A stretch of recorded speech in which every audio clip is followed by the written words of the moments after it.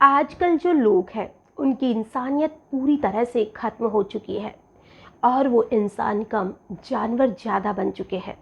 और कहे तो इतने ज़्यादा हैवान तो जानवर भी नहीं होते हैं जितना आज इंसान बन चुका है। आज जो मैं आपको घटना सुनाने वाली हूँ, जब आप उस घटना को सुनेंगे तो आप भी यही कहेंगे कि वाकई में इंसानियत तो मर चुकी है। आज की जो घटना है वो घटना ऐसे तीन दोस्तों की घटना है, या कहे कि तीन दोस्तों की ऐसी दरिंदगी की कहानी है जिसे सुनकर आपकी भी आंखों में आंसू आ जाएंगे। तीन दोस्त प्लान बनाते हैं कि आज शराब पिएंगे, गांजा पिएंगे और साथ ही सिगरेट भी पिएंगे, और फिर उसके बाद में जो भी लड़की उन्हें पहले दिख जाएगी उसी लड़की के साथ दरिंदगी दिखाएंगे। लेकिन किसी लड़की की शायद किस्मत अच्छी थी और उस मासूम से लड़के की किस्मत खराब थी, और उन्हें वहाँ पर एक लड़का मिल जाता है और वो उस लड़के को पकड़ते हैं जो महज 3 साल का बच्चा था, और उस लड़के को सुनसान जगह पर ले जाकर उसके साथ दुष्कर्म करते हैं, और साथ ही उस लड़के को बुरी तरह से मारा जाता है, पीटा जाता है और उसकी प्राइवेट पार्ट में डंडा तक घुसा दिया जाता है। और उसके बाद में जो कुछ होता है वो तो हम आगे की पूरी कहानी में जानने वाले हैं। नमस्कार, आदाब, सत श्री अकाल। मैं हूं नंदिनी यादव। आज जो मैं आपको घटना सुनाने वाली हूँ, इस घटना की शुरुआत होती है उत्तर प्रदेश के कानपुर से।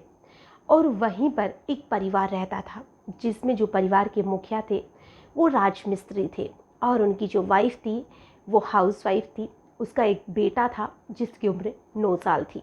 बेटे का नाम अंकित था, जो अभी चौथी क्लास में पढ़ता था। हम खुद अंदाज़ा लगा सकते हैं कि एक 9 साल का बच्चा महज कितना छोटा होता है।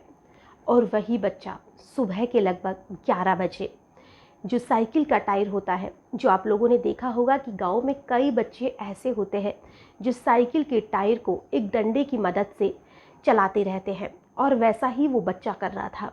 वो उस टायर को लेकर गांव में ही चला रहा था, और वो घूमते घूमते उसी गांव के किनारे एक बाग पड़ता था, यानी कि जंगल टाइप का बना हुआ था, और वो उसी में चला जाता है। और वहीं पर जब वहाँ से वो वापस आने की कोशिश कर रहा था तो वहाँ पर 3 लड़के आते हैं, या कहे कि वो तीनों दोस्त थे, वो आते हैं। और वो आने के बाद में जो अंकित था उसको पकड़कर उसी बाग में खींच लेते हैं, और वहीं पर उस बच्चे की जो हैवानियत थी वो शुरू हो जाती है। बहुत चिल्लाता है वो कि मुझे छोड़ दो, मैंने तुम लोगों का क्या बिगाड़ा है। लेकिन उन दरिंदों को थोड़ी भी शर्म नहीं आ रही थी, थोड़ी भी दया नहीं आ रही थी, और वो उस बच्चे के साथ दरिंदगी करे जा रहे थे। वो उसके साथ बार बार ज़बरदस्ती कर रहे थे, बार बार उसके साथ दुष्कर्म कर रहे थे। वो बच्चा रो रहा था, चीख रहा था, चिल्ला रहा था, और बस यही कह रहा था कि एक बार मुझे छोड़ दो, मैं पूरे गांव में तुम्हारे बारे में बताऊंगा, और फिर तुम्हारे साथ जो होगा वो देखना। जैसे ही वो बच्चा बोलता, वो लोग उसके साथ और मारपीट करते। अब उन लोगों ने उस बच्चे के पैर पकड़े, और उसके पैर पकड़कर जो पेड़ था पास में, उसी पेड़ पर उसको बुरी तरह से सर को मारते हैं, जिससे उसका खून बहने लग जाता है। और अब उस बच्चे की एक आँख को फोड़ दिया जाता है, और जो बच्चा वो टायर चला रहा था जिस डंडे से, उसके एक तार भी लगा हुआ था, उसी तार को निकालते हैं और उस बच्चे की आँख में डाल देते हैं, यानी कि आँख में उसको गाड़ देते हैं।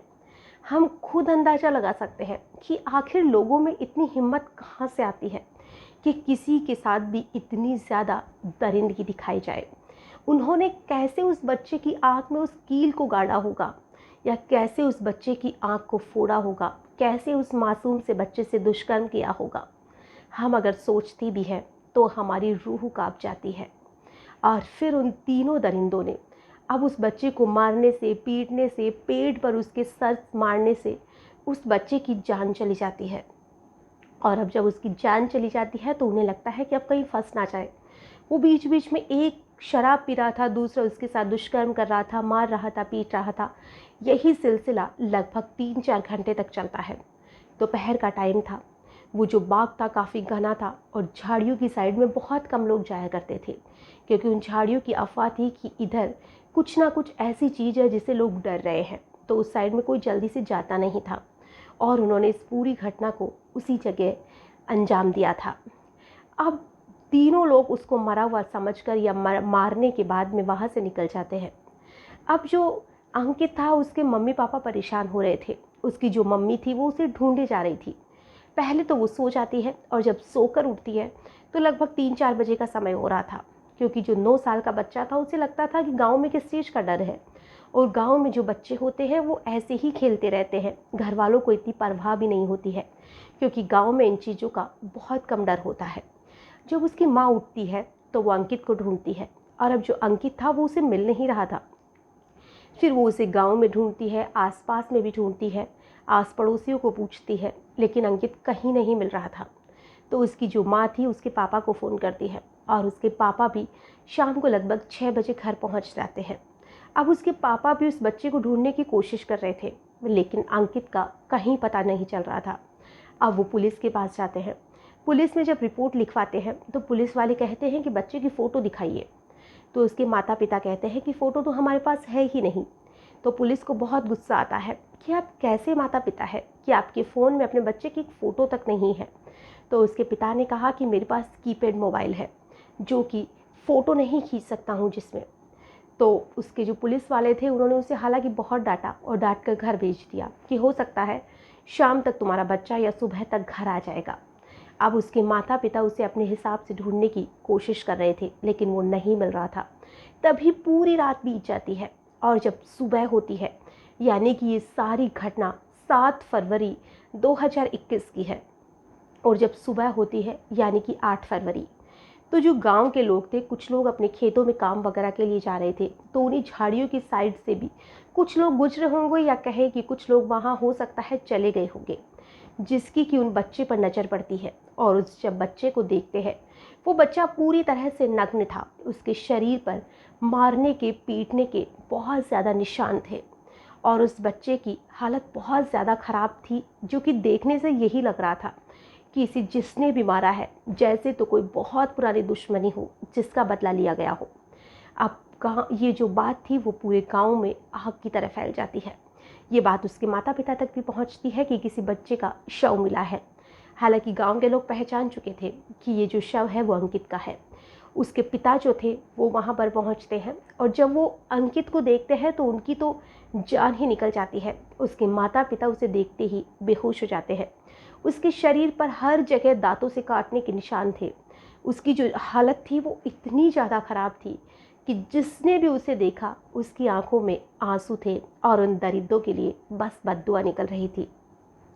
अब उसको हॉस्पिटल ले जाया जाता है। हालांकि उसकी जो डेथ हो चुकी थी, लेकिन फिर भी उसे पोस्टमार्टम के लिए हॉस्पिटल भेजा जाता है। तब तक पुलिस भी वहाँ पहुँच चुकी थी, और जब उसका पोस्टमार्टम किया जाता है तो रिपोर्ट में यही आता है कि इसके साथ बहुत, एक तरह से कहे तो गैंग रेप हुआ है। इस बच्चे के साथ बहुत ज़्यादा दरिंदगी हुई है। अब जो बच्चा था वो तो मर चुका था, लेकिन उसके माता पिता की जो हालत थी वो बहुत बुरी थी, और अब पुलिस के ऊपर भी गांव वालों का दबाव बढ़ रहा था। अब पुलिस को भी उन दरिंदों को जल्दी से जल्दी पकड़ना था। अब जो पुलिस थी वो चारों तरफ अपना जाल फैलाती है कि कैसे ना कैसे करके उन लोगों को पकड़ लिया जाए। तभी जो उनमें से ही एक लड़का था चंदन, एक लड़के का नाम था चंदन, एक लड़के का नाम था बबलू, और एक का नाम था कुलदीप। जो कुलदीप था उसको लोग बिल्ली नाम से भी जानते हैं, जो उसी गांव का था। और उसके बारे में ये भी था कि एक दिन उसने अपने घर पर जो मवेशी होते हैं उसको इतना ज़्यादा मारा था, क्योंकि उसने दूध नहीं दिया था, जिसकी वजह से बहुत ज़्यादा बुरी तरह से उसने मवेशी को मारा था, जिसको देखकर सभी गांव वाले यही कहते थे कि ये इंसान नहीं, ये हैवान है। किसी बेजुबान को कोई इतना कैसे मार सकता है। और जो कुलदीप था उसको पुलिस पकड़ लेती है, और जब कुलदीप को पुलिस पकड़ती है तो पहले तो वो आनाकानी करता है, लेकिन बाद में जब उसे सख्ती से पूछताछ की जाती है तो वो हाँ कर देता है कि मैंने ही अंकित को मारा है, और मेरे साथ मेरे 2 दोस्त और थे, चंदन और बबलू, उनका भी वो नाम ले लेता है। पुलिस तीनों को पकड़ती है। तीनों को पकड़ने के बाद में पुलिस यही पूछती है कि आखिर तुम्हारी उस मासूम से बच्चे से दुश्मनी क्या थी। तो तीनों कहते हैं कि हम तो उसको ढंग से जानते भी नहीं थे, हमारी उससे कोई दुश्मनी नहीं थी, बस हमने शराब पी और हम चाहते थे कि आज किसी भी लड़की के साथ कुछ तो करना है, और हमें लड़की नहीं मिली, हमें बस ये लड़का मिला, और हमने इसी के साथ अपनी हसरत पूरी की। और फिर ये बहुत ज़्यादा चिक चिक कर रहा था, बहुत ज़्यादा घर वालों को बताने की धमकी दे रहा था। इसीलिए हमने इसके साथ ऐसा किया। जितना ये चिल्ला रहा था उतने ही हमने इसको घाव दिए और वो जो बच्चा था उसकी जान ले ली। पुलिस वालों ने भी जब ये बात सुनी तो एक बार तो उनकी भी आंखों में आंसू आ चुके थे, क्योंकि उस बच्चे की हालत बहुत ज़्यादा ख़राब थी। और पुलिस वालों ने सभी गांव वालों से और उसके घर वालों से यही कहा था कि इन लोगों को जितनी कड़ी हो सकता है उतनी कड़ी सज़ा दिलवाएंगे। अब ये तो कोर्ट पर निर्भर करता है कि ऐसे लोगों को क्या सज़ा मिलनी चाहिए। हम तो यही कहेंगे कि ऐसे लोगों को अगर फांसी की सज़ा मिले वो भी कम है, क्योंकि अगर ऐसे लोगों को फांसी मिलेगी तभी और लोगों को सीख जाएगी कि ऐसा गलत करने का नतीजा गलत ही होता है। आज की जो कहानी है इसे सुनाने का हमारा उद्देश्य ना ही किसी को परेशान करना है, ना ही किसी का भी दिल दुखाना है। हमारा उद्देश्य बस इतना सा है कि आप इंसानियत को मत भूलिए और दरिंदे मत बनिए, क्योंकि किसी भी मासूम बच्चे के साथ ऐसा करने से पहले जो भी इंसान है उसे 100 बार सोचना चाहिए आखिर उसे कितना दर्द हो रहा होगा, उसके माता पिता को कितना दर्द हो रहा होगा। और अपने बच्चों का हमेशा ध्यान रखें। अपने बच्चे, आपके बच्चे कहाँ जाते हैं कहाँ नहीं जाते हैं, हर समय उन पर नज़र रखिए, क्योंकि वक्त इतना ज़्यादा ख़राब हो चुका है कि हम किसी पर भी विश्वास नहीं कर सकते हैं और अपने बच्चों को अकेला नहीं छोड़ सकते हैं। तो आप खुद भी सावधान रहिए, अपने परिवार को भी सावधान रखिए। आज के लिए बस इतना ही, फिर मिलेंगे किसी नई घटना में। तब तक के लिए